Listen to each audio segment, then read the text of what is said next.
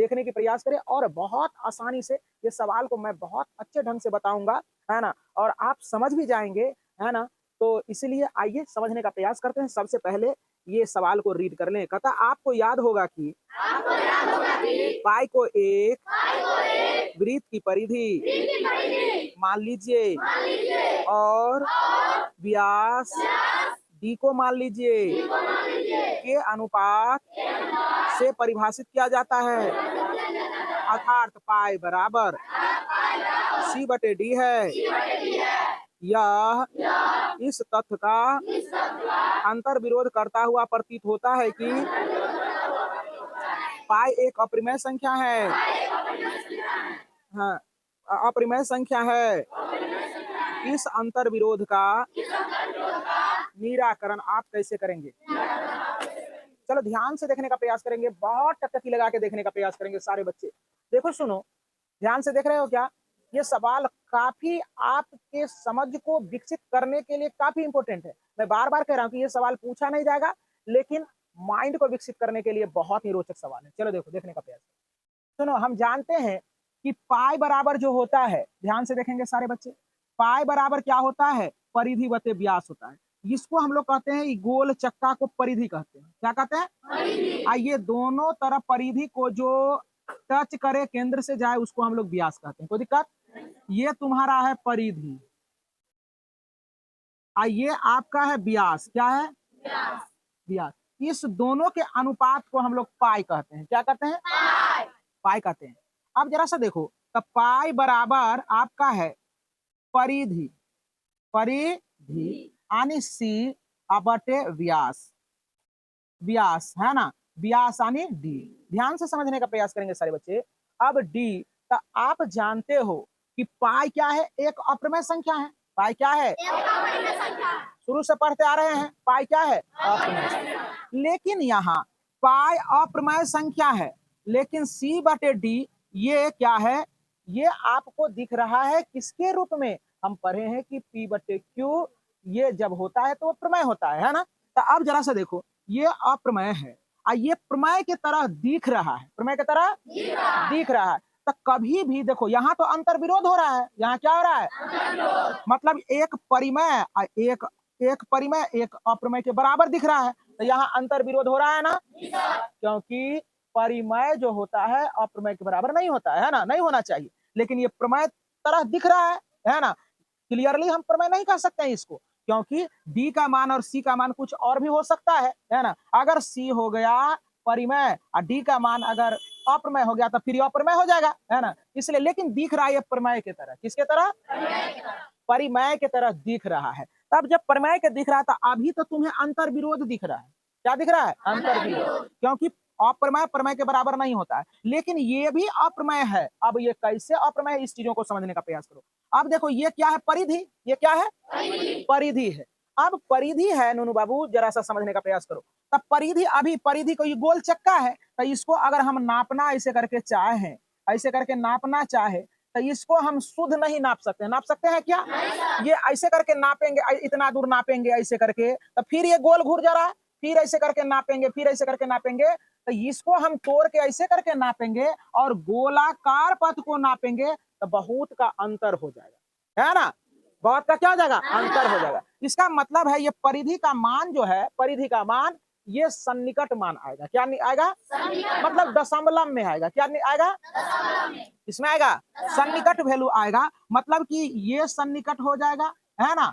ये भी सन्निकट, मतलब कहने का है कि जब नापेंगे तो शुद्ध रूप से नहीं नाप सकते। इसको ऐसे करके कहेंगे नापने के लिए तुम लोगों को, नापो नापो, ऐसे करके इसको नाप सकते हो, है ना? नहीं नाप सकते हो, क्योंकि ये तो गोलाकार में घूर रहा है, इसलिए हम इसको शुद्ध शुद्ध नाप नहीं सकते हैं। जब शुद्ध शुद्ध नापेंगे नहीं, तो कभी क्या होगा कि कभी ये परिधि का मान इस बिंदु पर बढ़ जाएगा, कुछ पॉइंट जब बढ़ गया, कुछ पॉइंट जब बढ़ते जाएगा, क्योंकि हम क्लियरली तो इससे नहीं नाप सकते हैं। फिर ऐसे नाप लिया 1 सेंटीमीटर, फिर ऐसे 1 सेंटीमीटर घुराएंगे, फिर 1 सेंटीमीटर ऐसे घुराएंगे, फिर 1 सेंटीमीटर, तो कुछ पॉइंट बढ़ जाएगा ना, बढ़ जाएगा।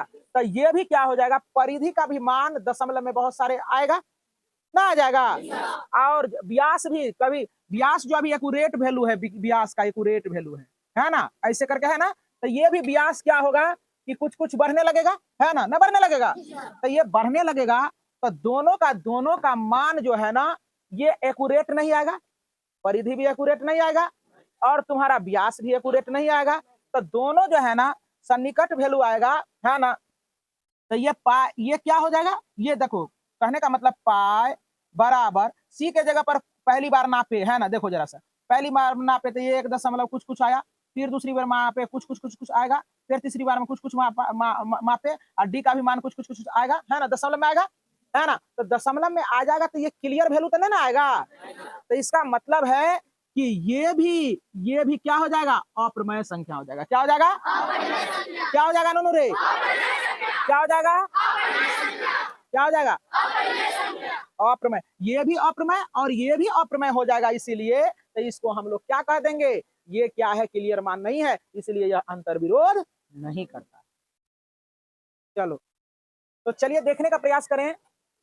पता चला यहाँ जब हम इसको मापेंगे परिधि को तो एक सन्निकट मान आएगा, पूरा क्लियर वैल्यू नहीं आएगा। और इसका भी तब जब ये सन्निकट आएगा, इतना इतना छोटा छोटा मापेंगे, छोटा छोटा मापेंगे तो ये शुद्ध वैल्यू देगा क्या, नहीं, ये सन्निकट वैल्यू देगा। और फिर जब ये सन्निकट वैल्यू देगा तब इसका क्या हो जाएगा, व्यास भी बदल जाएगा, व्यास भी बदल जाएगा। तो ये भी सन्निकट और ये भी सन्निकट, दोनों सन्निकट सन्निकट जब वैल्यू आएगा तो ये अप्रमेय संख्या होता है। इसका मतलब बुझ गया ना कि यह अप्रमेय या यह परिमेय अप्रमेय, है ना। दोनों चोर चोर विरोध करेगा, नहीं करेगा, नहीं करेगा। चोरे चोर रहेगा तो विरोध करेगा, नहीं। इंसान इंसान रहेगा, विरोध करेगा, नहीं। तो ये हो अप्रमेय, ये हो अप्रमेय, क्योंकि पाई एक अप्रमेय संख्या है। 22/7 ये प्रमेय दिखता है, लेकिन 22/7 क्या है, ये क्लियर मान नहीं है, ये क्लियर मान नहीं है, इसलिए इसको अप्रमेय संख्या की श्रेणी में रखा गया है ना। बात समझ रहे हैं। यो सन्निकट, यो ऊपर वाला भी, ये भी सी भी सन्निकट वैल्यू आएगा। लिखो,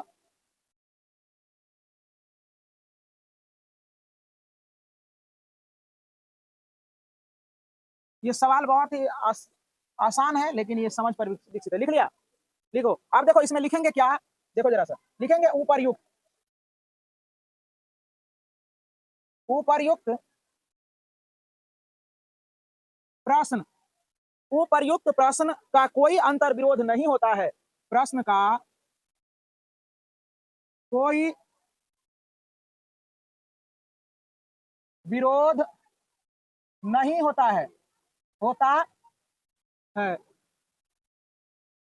क्योंकि परिधि और व्यास व्यास का व्यास का माप शुद्ध नहीं होगा, शुद्ध नहीं होगा, यानी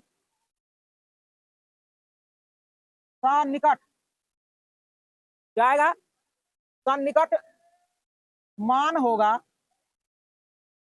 इसलिए इसलिए सन्निकट, इसलिए शुद्ध माप नहीं होगा, इसलिए सन्निकट परिधि और व्यास का अनुपात भी अपरिमेय में होगा। बस इतना ही लिख देंगे। देखो जरा सा, ये भी क्या हो जाएगा, सी भी हो जाएगा, इसका भी, सी का भी सन्निकट सन्निकट मान होगा। और ये भी क्या हो जाएगा, डी भी क्या होगा, सन्निकट सन्निकट मान आएगा। अब सन्निकट सन्निकट जब होता है तो ये क्या देता है, ये भी अप्रमेय और ये भी क्या हो जाएगा, C/D क्या हो जाएगा, अपरिमेय, अप्रमेय, ये भी अप्रमेय, ये भी अप्रमेय। तो दोनों अप्रमेय अप्रमेय के बराबर हो गया, तो कोई विरोध किया नहीं किया, इसलिए आपका ये उत्तर हो गया।